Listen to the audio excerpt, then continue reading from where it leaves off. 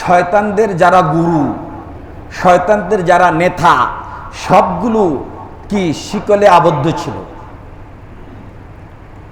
ছোট মোটো শয়তানগুলো খোলা ছিল, কিন্তু মুরব্বীরা আবদ্ধ ছিল। এখন সবাই কিন্তু খোলা। সবাই কি খোলা? রমজানে যেইভাবে শয়তান থেকে মুক্ত থেকে 5 ওয়াক্ত নামাজ আমরা মসজিদে জামাতের সাথে পড়েছি, এখন যদি 5 ওয়াক্ত নামাজ মসজিদে এসে পড়তে না পারি, বুঝতে হবে আমার রমজানে যা আমি অর্জন করেছি সব বরবাদ হয়ে গেছে, সব বরবাদ হয়ে গেছে। মনে রাখবেন, একটা আমলের উপরে আর একটা আমল কি করে? ধরেন আপনি জোহরের নামাজ পড়েছেন জামাতের সাথে, আসরের নামাজও যদি জামাতের সাথে পড়েন, আল্লাহ নবী বলেন বুঝে নিবা তোমার জোহরের নামাজ আল্লাহ কবুল করেছেন, বলেই তুমি আসরের নামাজ জামাতে পড়তে পেরেছ। এবার আসরের নামাজ জামাতে পড়ার পরে যদি মাগরিবের নামাজ যদি জামাতে পড়তে পারেন, তাহলে বুঝে নেবেন আপনার আসর কবুল হয়েছে, বলেই আপনি মাগরিবে আসতে পেরেছেন। এবার যদি এশারের নামাজ জামাতে পড়েন, বুঝে নেবেন আপনার মাগরিব কবুল হয়েছে, বলেই আপনি এশারের নামাজ জামাতে আসতে পেরেছেন। এবার যদি ফজরের নামাজ যদি আপনি জামাতে পড়তে পারেন, তাহলে বুঝে নেবেন আপনি এশারের নামাজ কবুল হয়েছে। অর্থাৎ একটা আরেকটার উপরে কি নির্ভর করে। বুঝতে পেরেছেন? যে সমস্ত ভাইয়েরা রমজানে মসজিদমুখী ছিলেন, যে সমস্ত ভাইয়েরা রমজানে নামাজমুখী ছিলেন, যে সমস্ত মারা রমজানে কোরআনমুখী ছিলেন, হ্যাঁ গুনাহমুক্ত থাকার জন্য চেষ্টা করেছেন, এখন যদি আবার যদি গুনার মধ্যে লিপ্ত হয়ে যান, আবার যদি নামাজ ছেড়ে দেন, আবার যদি নামাজের সময় যদি নিজ নিজ কাজের মধ্যে অলসতা নিয়ে বসে থাকেন, কোন ওযর ছাড়া যদি নামাজ না পড়েন, বুঝতে হবে আমার রমজানের যত আমল সব বরবাদ হয়ে গেছে।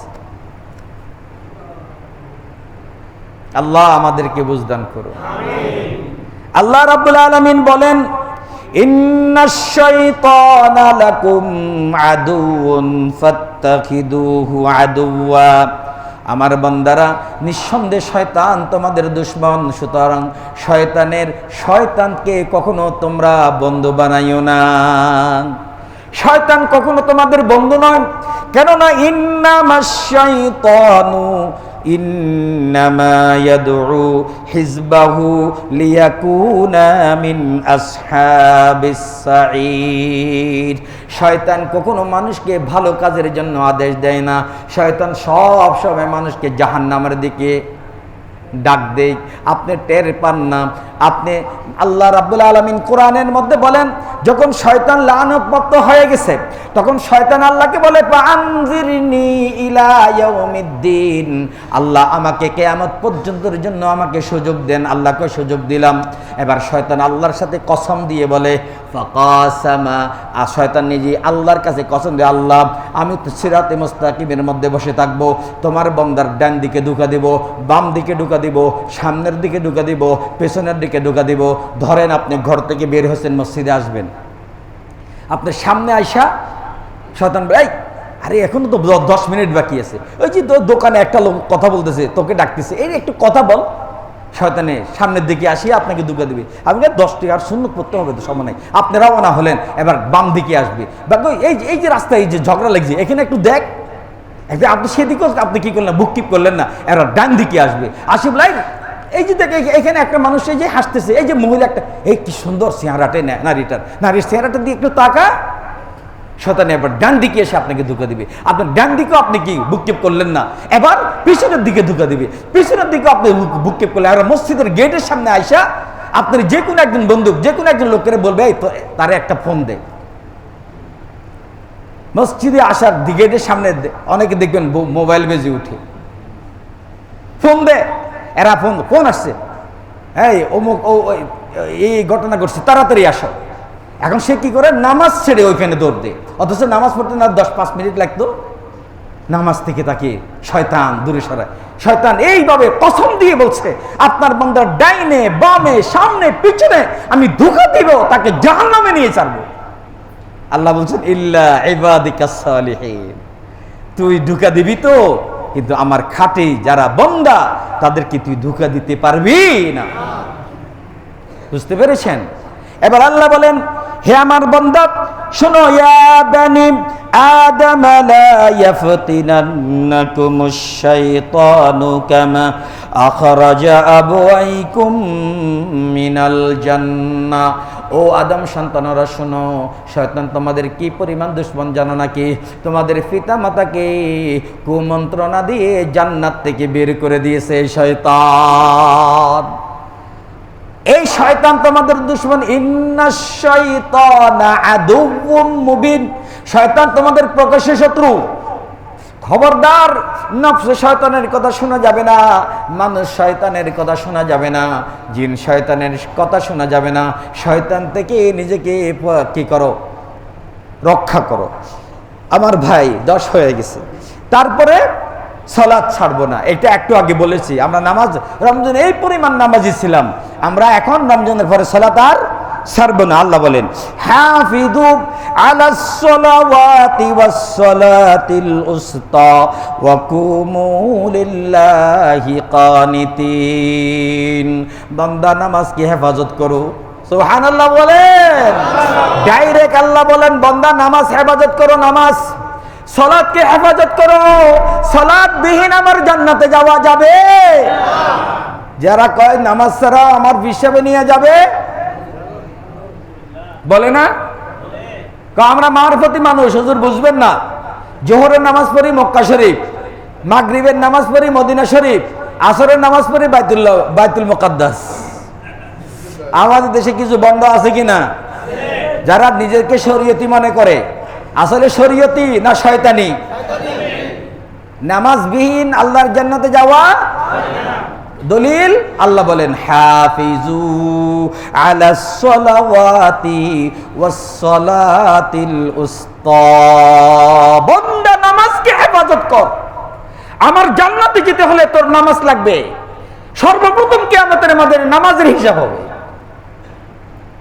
কে কি বুঝছেন? ইনশাআল্লাহ নামাজ ছাড়বো না। হ্যাঁ, জীবনে অনেক হাত উঠিয়েছেন, আমাকে দেখিয়েছেন।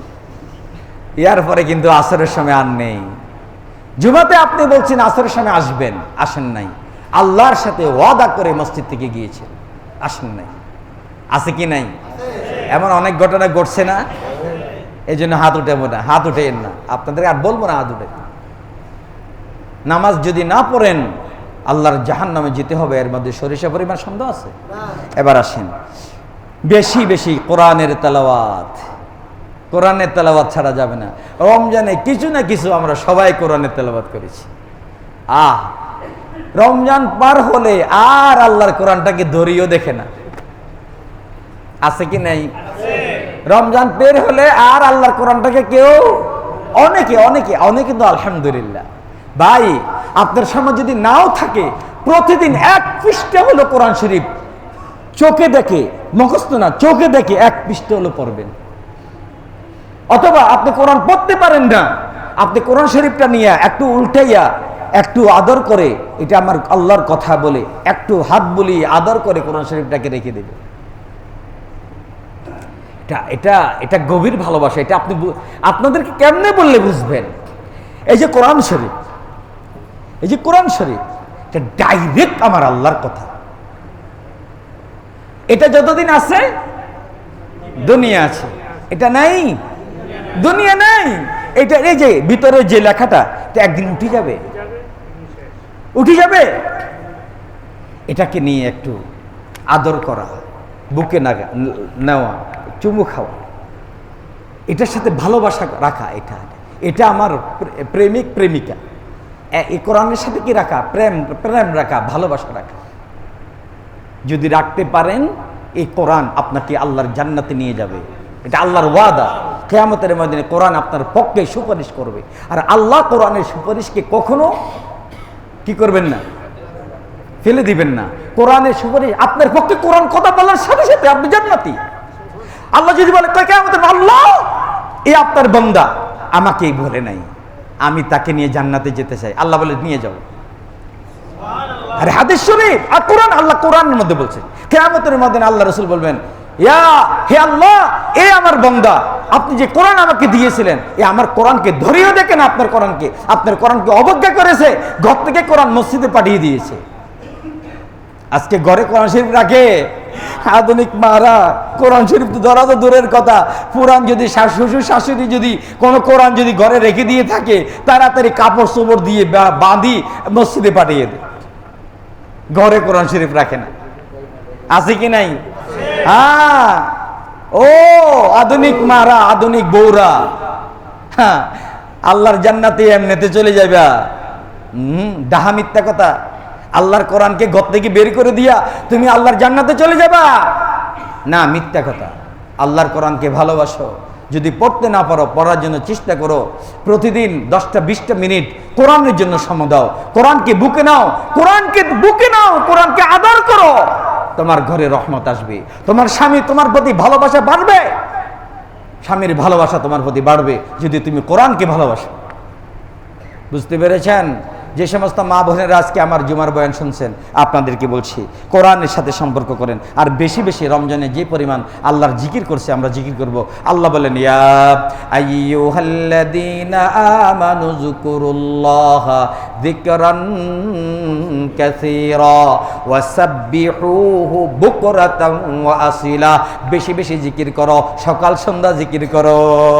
আল্লাহ সকাল এবং সন্ধ্যার কথা বিশেষভাবে বলছেন, বান্দা জিকির তো করবি, সকালে তো 100% জিকির করবি।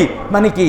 জিকির আজকের দোয়া, সুবহানাল্লাহ, আলহামদুলিল্লাহ, লা ইলাহা ইল্লাল্লাহ, আল্লাহু আকবার, আস্তাগফিরুল্লাহ ওয়া আতুবু ইলাইহি। তারপরে কি? আল্লাহুম্মা সাল্লি আলা মুহাম্মদ ওয়া আলা আলি মুহাম্মদ। 7 তাসবিহ, সকালেও 100 বার পড়ব, সন্ধ্যা 100 বার পড়ব। এটা তো অবশ্যই পড়বি। বিশেষ করে সকাল সন্ধ্যা অবশ্যই পড়তে হবে। আল্লাহ নাম নিয়ে বলতেছেন, ওয়াসাব্বিহুহু বুকরাতা। বুকরাতা তো কি? সকাল বেলা, ও আসিলা তা সন্ধ্যা বেলা, 2 বেলা তুই আমার জিকির করবি বেশি বেশি। তারপরে সত্যবাদীদের সাথী হব। রমজানে যেভাবে হুজুরের সাথে থাকা, তারপরে মসজিদমুখী থাকা, আলেম ওলামাদের সাথে থাকার যে একটা অভ্যাস গড়ে উঠছিল, এটা আমরা ছাড়বো না। এই সত্যবাদীদের সাথী থাকতে হবে। আল্লাহ বলেন, ইয়া আইয়ুহাল্লাযীনা আমানুত্তাকুল্লাহ ওয়া কুনু মা'আস সাদিকিন। ও ঈমানদারেরা, যারা আমার খাঁটি বান্দা, হাক্কানি রব্বানি আলেম, তাদের সাথে থাকো, তাদের সাথে থাকো, তাদেরকে ভালোবাসো, তাদের ভালোবাসা নাও, তাদের সাথে সময় দাও। তাহলে তুমি মুত্তাকি থাকবা, তোমার ঈমানটা মজবুত থাকবে, তুমি ধ্বংস হবে না। বুঝতে পেরেছেন? তারপরে 8 নম্বর, আগামীকাল থেকে শাওয়ালের 6টা রোজা রাখা শুরু করবো ইনশাআল্লাহ। আগামীকাল থেকে শাওয়ালের